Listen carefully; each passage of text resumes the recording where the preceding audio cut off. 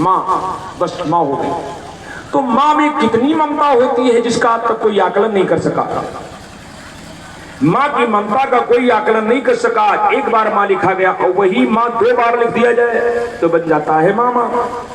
तो मामा में तो माँ से दोगुनी ममता होनी चाहिए, होनी चाहिए कि नहीं। लेकिन इतिहास के पन्नों में कोई देखा गया तो मामा तो भांजे के लिए बड़ा खतरनाक निकला। जैसे शकुनी मामा हमेशा लड़ाने मराने के, लड़ाने भिड़ाने के चक्कर में शकुनी मामा, चाहे वो मारीच मामा और चाहे ये कंस मामा, और नहीं तो आजकल भी एक मामा है जो बड़ा खतरनाक है और वो है गेहूं का मामा है? अगर आ गया खेत में तो भांजे का सत्यानाश, तू फोर्टिन छोड़े पर ही नहीं मानी ना हो। तो ये मामा जो है बड़े खतरनाक निकले। खैर भगवान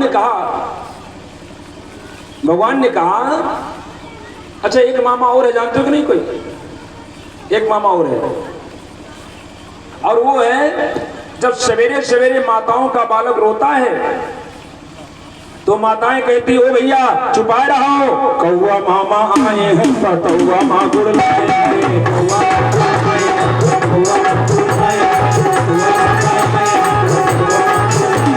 कौआ मामा आए हैं, कौआ माँ गुड़ लाए हैं, तिलोरी मौसी आई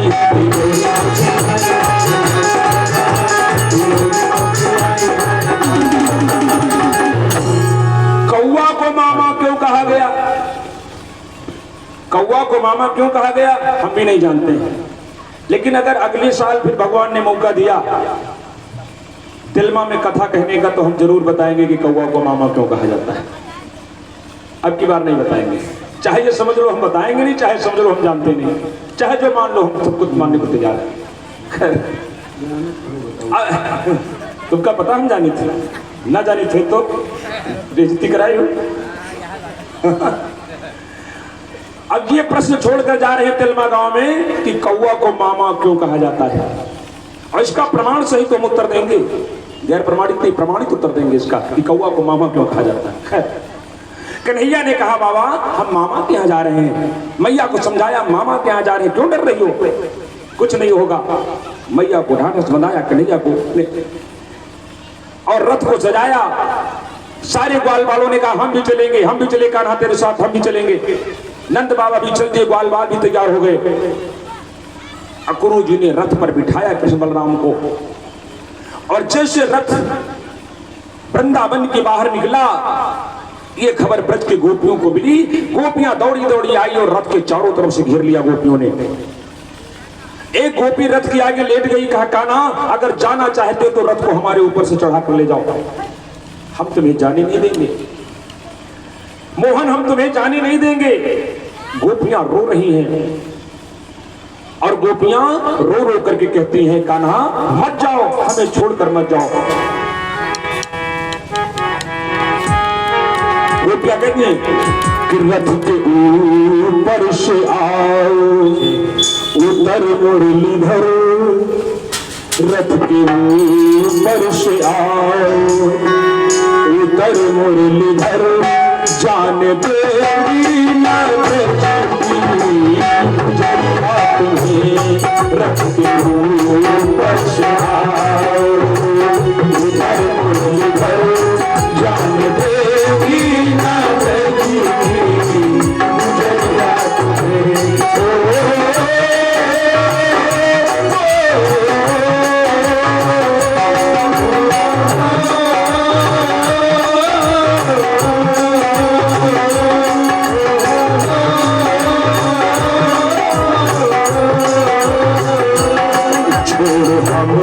सबको देंगे तड़पता हुआ, छोड़ हम सबको देंगे तड़पता हुआ, जानवाज नहीं है समझिया, छोड़ हम सबको देंगे तड़पता हुआ, जानवाज नहीं है समझिया तुम्हें।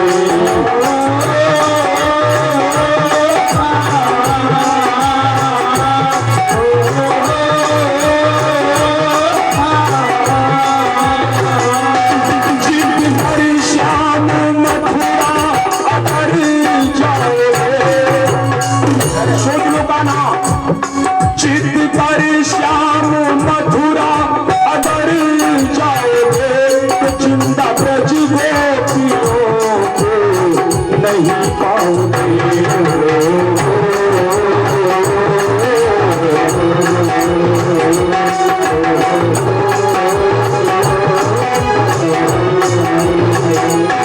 चित कर श्याम मथुरा अगर जाओगे तो चिंता ब्रज गोपियों को नहीं पाओगे।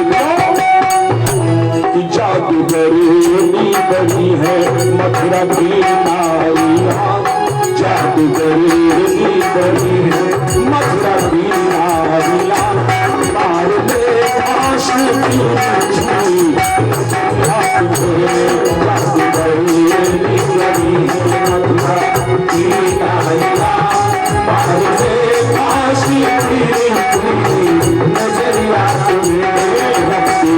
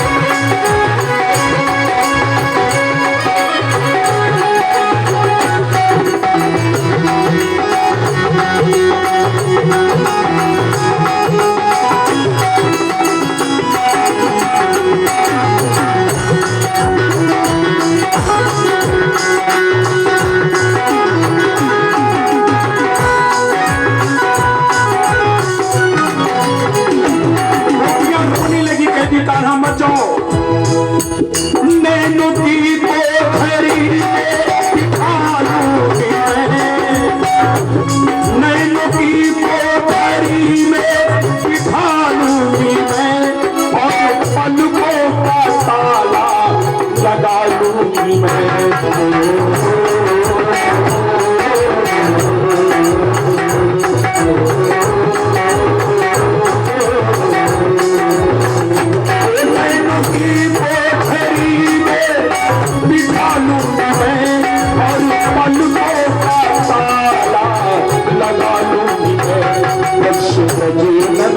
घनश्याम जाओ नहीं, वृक्ष ब्रज नंदन घनश्याम जाओ नहीं, जान देवी नारदी जाओ नहीं, जान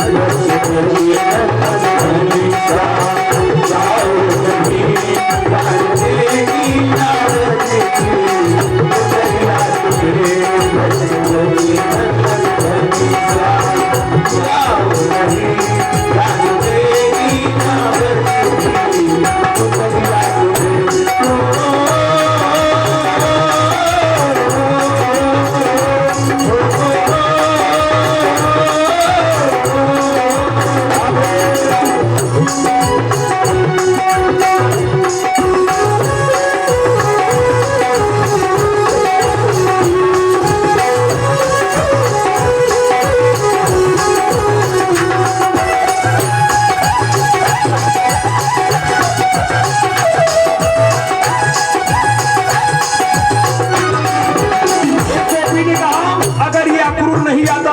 मनमोहन नहीं जाते, ये अक्रूर ही हमारे मनमोहन को लिए जा रहा है।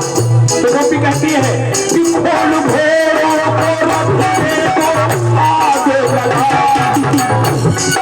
रस्से घोड़ों को खोल कर भगा दो और अक्रूर के रथ में आग लगा दो। खोल घोड़ों को रथ में तो आग लगा और मार अक्रूर को यहाँ से भगा, मार अक्रूर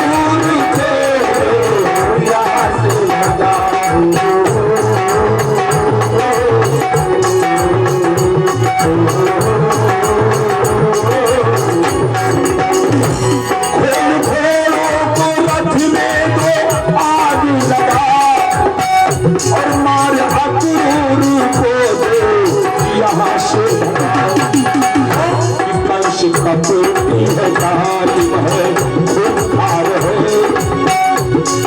कंस का टोपी है जालिम है खूंखार है कौन ऋषिकेश खबरिया है कंस का टोपी है जालिम है खूंखार है कौन ऋषिकेश खबरिया है वर्ष आओ उतर मुरलीधर जान देवी नगर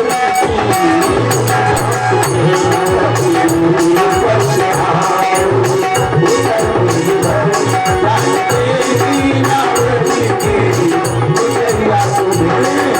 हम सब गए पलटता हुआ जाना की नहीं समझिया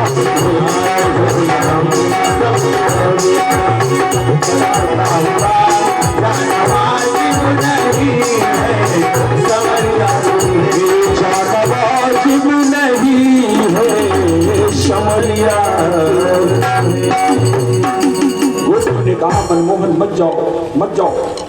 कन्हैया नीचे उतरे और कहा गोपियों इतना क्यों विकल हो रही हो? अरे मैं जीवन भर के लिए को थोड़े जा रहा हूँ, आज जा रहा हूँ, कल मामा के यहाँ रुकूंगा और परसों फिर चलाऊंगा। भगवान परसों को आने कहकर गए थे। आगे सूरदास ने पद लिखा है कि परसों के बिताए दियो बरसों तरसों कब पाए पिया परसों। परसों कहकर गए थे और बरसों बिता दिया। परसों कहकर गए थे, वादा करके गए थे भगवान का परसों चलाऊंगा, सब कुछ समझा दिया और गोपियों ने रास्ता छोड़ दिया और अक्रूर से कहा काका रथ को जल्दी हम रथ को लेकर चल दिए अक्रूर जी। लेकिन अक्रूर के मन में एक संदेह है, कंस जालिम है, कहीं कृष्ण बलराम को कुछ हो गया तो उसका जिम्मेदार मैं बनूंगा, क्योंकि हमारे ही कहने से कृष्ण बलराम आए हैं, ऐसा ना हो कोई धोखा कर दे कंस के साथ। भगवान कृष्ण ने समझा काका को हमारे पर संदेह है, अभी अक्रूर जी जानते नहीं कि हम कौन हैं, इनके संदेह को मिटाना चाहिए। रथ यमुना के किनारे पहुंचा। भगवान कृष्ण ने कहा अक्रूर जी यमुना में स्नान कर लो तब चला जाए। कहा प्रभु आप तब तक हम रथ पर बैठे हैं। भगवान रथ पर बैठे हैं, अक्रूर जी ने वस्त्र उतार करके रथ पर रखा और यमुना में डुबकी लगाई और जैसे डुबकी लगाई तो क्या देखा, भगवान कृष्ण लेटे हैं और सारे देवता उनकी सेवा कर रहे हैं। कोई चरण दबा रहा है, कोई पंखा झल रहा है, उनकी सेवा में लगे। अरे ये तो रथ पर बैठा था, यहाँ कहाँ गया? ऊपर निकले तो देखा कि नैया रथ पर बैठे मुस्कुरा रहे हैं। कहा काका ये तो यहाँ अच्छा हो सकता, मुझे कोई भ्रम हो गया हो। फिर डुबकी लगाया तो फिर वही दृश्य, भगवान लेटे हैं, सारे देवता उनकी सेवा में लगे हैं, सारे देवता सेवा कर रहे हैं। फिर निकले, फिर देखा, जब ये दृश्य देखा अक्रूर को पूर्ण विश्वास हो गया कि श्याम सुंदर कोई साधारण मानव नहीं। अरे कंस जैसे खटमल इनका कुछ नहीं बिगाड़ सकते, इनका बाल नहीं बांका कर सकते।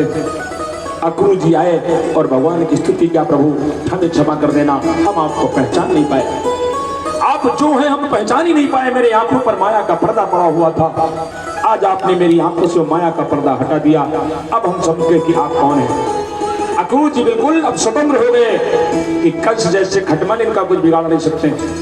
रथ पर बैठे ग्वाल बालू के साथ रथ चल दिया।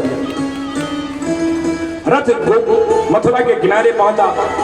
अक्रूर जी से कन्हैया ने कहा काका अब तुम रथ लेकर के जाओ, हम सब लोग यहीं पर हैं, मामा जी से कह देना हम लोग आ गए हैं।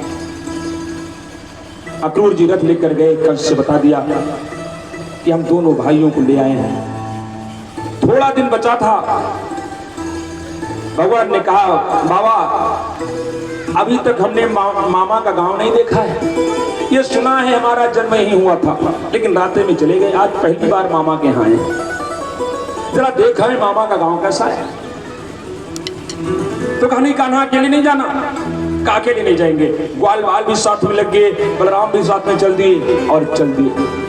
और जैसे मथुरा के किनारे पहुंचे एक धोबी मिला और कहते हैं हमारे यहाँ की धोबी का शगुन बड़ा अच्छा माना गया है, अगर धोबी मिल जाए तो समझो सारे बिगड़े काम बन जाएंगे। धोबी का शगुन हमारे सनातन धर्म में अच्छा माना गया। जैसे देखा धोबी कपड़े लिए हैं लेकिन वो शराब के नशे में है, शराब के नशे में गा रहा था। अच्छा, शराबी आदमी सूरदास के पद तो गाएगा नहीं, सुंदरकांड, कबीरदास के भजन तो करेगा नहीं, ना सुंदरकांड पढ़ेगा। शराबी आदमी गा रहा होगा कोई जलूल जलूल गाना नशे में। ये महुआ है अंगूर, इसको पीना बहुत जरूरी, चाहे थरियों तक बिक जाए बिन पिए मजा ना है। शराबी आदमी ऐसे उल जलूल गाने गाता, वो गा रहा होगा। कन्हैया पहुंचे, कहा ओ मामा, हमने बताया था मामा के गांव में सब मामा। ओ मामा, हमारे साथियों के कपड़े अच्छे नहीं हैं और ये कपड़े बढ़िया आप लिए जा रहे हैं, हमारे साथियों को दे दो ना, हम सब लोग मामा के यहाँ हैं। धोबी ने देखा, एक गंवार जंगली कहीं के, तेरी क्या औकात इन कपड़ों को पहनने की, अरे राष्ट्रीय वस्त्र है, जा जंगल में गाय चरा, इधर उधर से थोड़ा बनकर, तेरी क्या औकात है। हो गया थोड़ा बात विवाद और भागवत में लिखा एक झापड़ मांग रहा कन्हैया ने और धोबी का राम नाम सत्य हो गया, वहीं पर मर गया। धोबी के जो कपड़े थे सब ग्वाल वालों ने ले लिया, सब पहन लिया, लेकिन किसी के नाप के है नहीं, सब सड़क पर झाड़ू लगाते जा रहे हैं। किसी का यहाँ तक कुर्ता का है, कहीं का पैजामा यहाँ तक, सब इधर उधर पहन लिया। आगे पहुंचे एक दर्जी था, भगवान ने कहा भैया, भगवान ने कहा मामा, हमारे साथियों के कपड़े सब छोटे बड़े हैं, आप इनको सही कर दो। और दर्जी ने कहा जो आज्ञा प्रभु। और दर्जी ने सबके कपड़े सिल सिल करके सब शुद्ध कर दिए। अब सबके कपड़े ठीक हो गए, अब फिर चल दिए और जैसे चले वैसे लिखा व्यासी ने, अथ व्रजने राजपथेन माधवा स्त्रियम गृहीतांग विलोक भाजनम विलोक कुब्जा युवती वरानाम प्रपक्ष्यांत्री प्रहसन संप्रदा। देखा एक नारी जो काली कलूटी है, रूप भी अच्छा नहीं है, काली कलूटी है और वो 3 जगह से टेढ़ी है, कुबड़ी है, जिसका नाम कुब्जा है। वो हाथ में चंदन का कटोरा लिए जा रही है, कुदरूप भी है, रंग भी अच्छा नहीं है, शरीर भी 3 जगह से टेढ़ा है। भगवान पहुंचे और कहा ऐ सुंदरी, थोड़ा ये चंदन हमें भी लगा दो ना। अब उसको आज तक किसी ने सुंदरी नहीं कहा था। काली कलूटी को कोई सुंदरी कहेगा? हमारे यहाँ जो कन्या काली होती तो कलुइया नाम रखा था, कलुइया। लड़का जो काला हो तो कलुआ नाम रख देते, है नहीं? अरे कभी कभी गड़बड़ भी हो जाता। हमारे यहाँ एक लड़का है उफरौली में, बेचारा दुबला पतला, और के नाम रख दी मोटकऊ है, दुबला पतला नाम मोटकऊ। और एक लड़का भला चंगा, उसके नाम बौरे, बोलता है बढ़िया बोलता है। एक थे हमारे यहाँ पड़ोस में, अब तो मर गए बेचारे, हट्टा कट्टा शरीर, उनके नाम निम्बर। तो कभी कभी नाम में बड़ा बदलाव हो जाता है, नाम के अनुरूप काम के अनुरूप नाम नहीं होता है, और कभी कभी काम के अनुरूप हो जाता। खैर, अब वो काली कलूटी, भगवान ने कहा ऐ सुंदरी, आज तक कोई सुंदरी नहीं कहा था। वो प्रसन्न हो गई,